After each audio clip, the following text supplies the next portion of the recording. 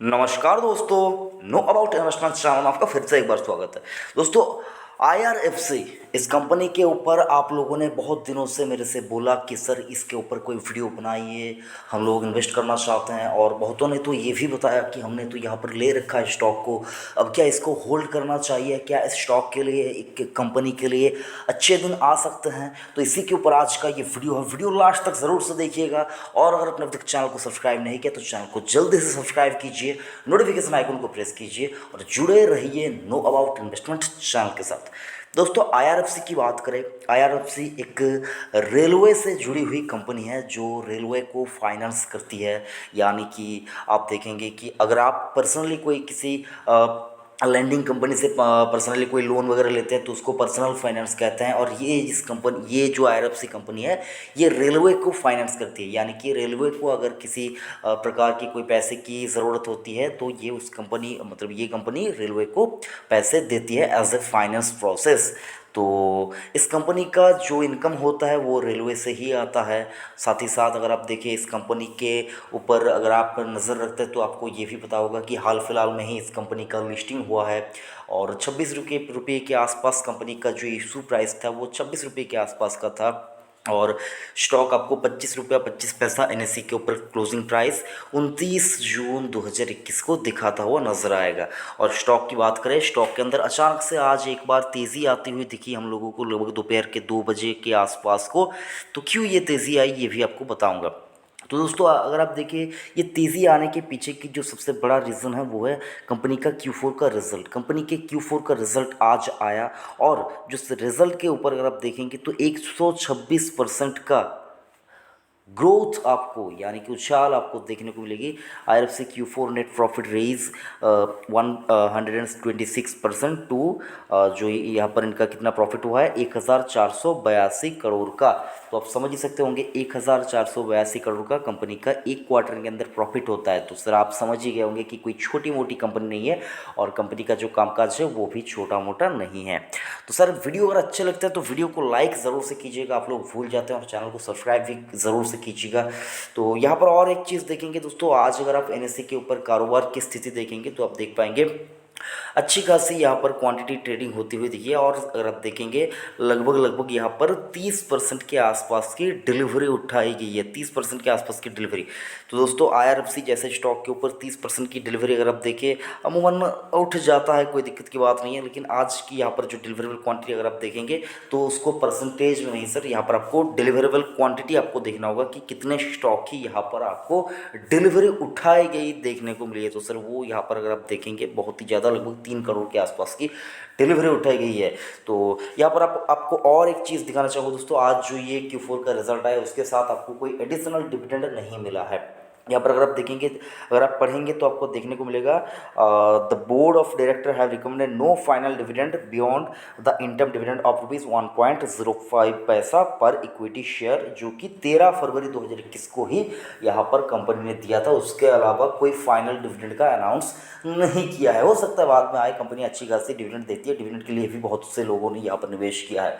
तो और एक चीज़ एडिशनली दिखाना चाहूँगा दोस्तों, लगभग 8.5% के आसपास की डिविडेंड यील्ड निकल के आती है और 33,000 करोड़ का मार्केट कैप है। तो अगर आप निवेश करना चाहते हैं, मुद्दे की बात के ऊपर आते हैं, बहुत ज़्यादा आपको बोर कर दिया, मुद्दे की बात के ऊपर आते हैं। अगर आप निवेश करना चाहते हैं तो आपको कुछ चीज़ों के ऊपर ध्यान में रखते हुए इस कंपनी में निवेश करना चाहिए।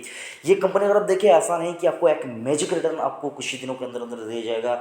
अगर आप as compare to other stock अगर आप देखेंगे, जो पेनी स्टॉक होते हैं इनका टिकट साइज कम होता है लेकिन मार्केट कैप भी कम होता है, टिकट साइज भी कम होता है। लेकिन इस स्टॉक के साथ अगर आप देखेंगे इसका मार्केट कैप ज़्यादा है लेकिन टिकट प्राइस यानी कि स्टॉक का प्राइस जो है वो कम है। तो अगर आप ये देखकर ये सोचने लगेंगे कि इसका प्राइस तो 26 रुपये या 25 रुपये के आसपास है, ये 1-2 महीने के अंदर 50 हो जाएगा, तो ऐसे नहीं है दोस्तों, ऐसा नहीं है, ऐसा नहीं होगा स्टॉक के साथ। ये बहुत ही स्लो चलने वाला एक काउंटर है। शब्दों के ऊपर ध्यान दीजिएगा दोस्तों। बहुत ही स्लो चलने वाला एक काउंटर है। इस स्टॉक में अगर आप निवेश करेंगे तो आपके पास पेशेंस होना चाहिए। विदाउट पेशेंस अगर आप स्टॉक में निवेश करेंगे और मैजिक रिटर्न मांगेंगे तो यही नहीं मिलेगा। यहाँ पर आपको कम से कम 10-20 सालों के लिए अगर आप सोचते हैं तो यहाँ पर निवेश कीजिए। बेहतरीन स्टॉक है लेकिन लॉन्ग टर्म के लिए दोस्तों। शॉर्ट टर्म में ये स्टॉक आपको हो सकता है कभी कोई बड़ी न्यूज़ आए उसके चलते स्टॉक आपको डबल होता हुआ अभी दिखे तो वो अलग बात है। लेकिन अगर आप स्टॉक के जो बिजनेस मॉडल है उसके साथ स्टॉक प्राइस को देखेंगे तो मुझको जितना लगता है, आप सोचेंगे कि भाई मुझको कुछ भी नहीं होता। बहुत से लोग कहते हैं कि भाई सर आपको टेक्निकल एनालिसिस के बारे में कुछ नहीं आता है। तो सर मैं देखिए टेक्निकल एनालिसिस के ऊपर बेस करके मैं वीडियो नहीं बनाता हूँ। आज ही मैं आपको बताता हूँ, जो लोग कहते हैं कि सर टेक्निकल के ऊपर बताइए, तो ये चैनल के ऊपर आपको टेक्निकल के ऊपर बेस करके वीडियो बनते हुए ज़्यादा नहीं दिखेंगे। हाँ 2-4 बार हो सकता है आपको मैंने कभी देखा कि बहुत अच्छा खासा चार्ट के ऊपर स्टॉक के ऊपर मोमेंटम दिख रहा है तो वो अलग बात है, वीडियो बनाता हूँ। लेकिन सर आप देखेंगे नो अबाउट इन्वेस्टमेंट हमेशा फंडामेंटल के ऊपर बेस करके ही वीडियो बनाता है। देखिए सर क्या हुआ, गोदरेज इंडस्ट्रीज के ऊपर मैंने वीडियो बनाया था, गोदरेज एग्रोवेट के ऊपर मैंने वीडियो बनाया था। अब देखिए वहाँ पर तो टेक्निकल के बारे में बताया गया था, वो स्टॉक मैंने लगभग इसी हफ्ते अपलोड किया था वीडियो, 7 दिन पहले अपलोड किया था। देखिए सर कहाँ पर स्टॉक का प्राइस कहाँ पर है, कहाँ पर बोला था मैंने। तो सर वो अलग बात है। ट्रेडिंग और टेक्निकल ये दोनों बातों को अगर आप देखेंगे तो ये यहाँ पर आपको शॉर्ट टर्म में थोड़े बहुत पैसे बन जाते हैं, लेकिन सिर्फ एक गलती आपके पैसे को बर्बाद कर सकती है। और इन्वेस्टमेंट में क्या होता है दोस्तों, यहाँ पर आपको पेशेंस के साथ किसी स्टॉक में बने रहना पड़ता है। और IRFC की बात करें, बेहतरीन कंपनी है। अगर आप सोचते हैं कि मेरे पास पैसा है और मैं इस पैसे को लॉन्ग टर्म के लिए लगाना चाहता हूँ किसी अच्छी कंपनी में और बहुत ज़्यादा मैं देखना नहीं चाहूँगा उसको और उसको मैं पड़े रहने दूंगा पैसे को, तो सर आप इस कंपनी को चूज़ कर सकते हैं। डिस्क्लेमर देना चाहूँगा, मेरे निजी पोर्टफोलियो में ये स्टॉक है। और सर देखिए जैसा कि मैं आपको हर वीडियो में बताता हूँ सर, मैं आपको वही स्टॉक के ऊपर ज़्यादा वीडियो बनाता हुआ नजर आऊँगा और मैं आपको बताऊँगा कि स्टडी कीजिए जो स्टॉक के अंदर क्वालिटी रहती है, क्वालिटी। और क्वालिटी की बात करें, क्वालिटी के मामले में ये स्टॉक 10 में से 10 नंबर ही आपको लेकर जाता हुआ दिखेगा। क्वालिटी के ऊपर ये स्टॉक कोई कंप्रोमाइज़ नहीं करता है। और यहाँ पर साथ ही साथ देखेंगे, आप बोलेंगे कि सर यहाँ पर तो म्यूचुअल फंड ने नहीं ज़्यादा बाइंग की है, इंश्योरेंस कंपनियों ने नहीं ज़्यादा बाइंग की है। सर देखिए LIC की बात करें, LIC ने इस कंपनी के अंदर 2018 के ही आसपास, लगभग 2017-18 के आसपास, उसी वित्त वर्ष में LIC ने लगभग 16,000 करोड़ के आसपास की यहाँ पर इस कंपनी को पैसे इसके अंदर इन्वेस्ट किए थे। ठीक है सर, तो उसका रेट ऑफ इंटरेस्ट क्या था वो आप एक बार देख लीजिएगा।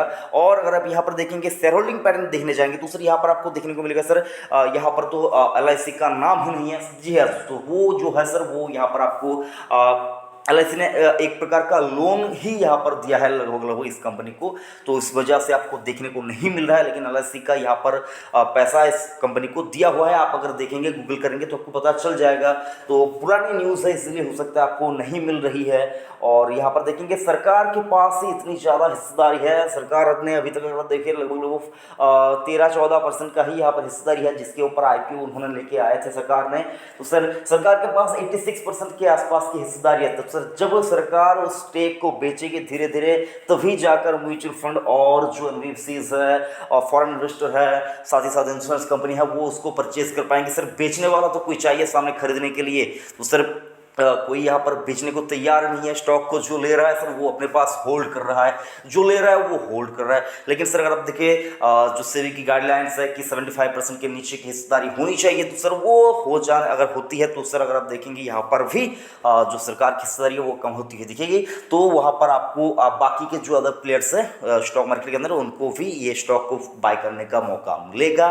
तब देखेंगे तो यहाँ पर और एक बात सर देखेंगे, आज ही के दिन HDFC लाइफ के अंदर जो स्टैंडर्ड लाइफ की हिस्सेदारी थी लगभग 10 करोड़ के आसपास का जो स्टॉक है, 10 करोड़ स्टॉक के आसपास की, उसको अगर आप देखिए उसने बेचा है, स्टेक सेल किया है, तो वो भी एक अपडेटेड न्यूज़ है, उसके ऊपर भी आपको ध्यान रखना चाहिए। तो इसी प्रकार से सरकार भी इस कंपनी के ऊपर हो सकता है वही फैसले लेके आए, कुछ और लेके आए, ये वो सारा कुछ ऐसा करके स्टेक सेल होगा सर, ये अलग बात है। लेकिन अगर आप निवेश करना चाहते हैं इस कंपनी के ऊपर तो अपना रिसर्च कीजिए। कंपनी अच्छी है, क्वालिटी अच्छी है, लेकिन सर शॉर्ट टर्म में पैसा ज़्यादा बनने की चांसेस नहीं है। लॉन्ग टर्म के लिए ही आपको स्टॉक में निवेश करना चाहिए। शॉर्ट टर्म में अगर आप स्टॉक के बारे में सोच रहे हैं तो मैं आपको कहना चाहूँगा शॉर्ट टर्म में ये स्टॉक आपको हो सकता है कोई मैजिक रिटर्न देकर ना जाए। तो आशा करता हूँ आपको वीडियो अच्छा लगा होगा। और लॉन्ग टर्म के लिए टारगेट की बात करें तो सर 5-10 साल के अंदर, 5 से लेकर 10 साल के अंदर ये स्टॉक के अंदर री रेटिंग होते हुए दिखेगी आपको। ये स्टॉक आपको 3 डिजिट के ऊपर जाता हुआ दिखेगा। अब मैं आशा करता हूँ सर, बाकी देखते हैं मार्केट का मूड, माहौल, सेंटीमेंट कैसा रहता है। और यही कुछ था।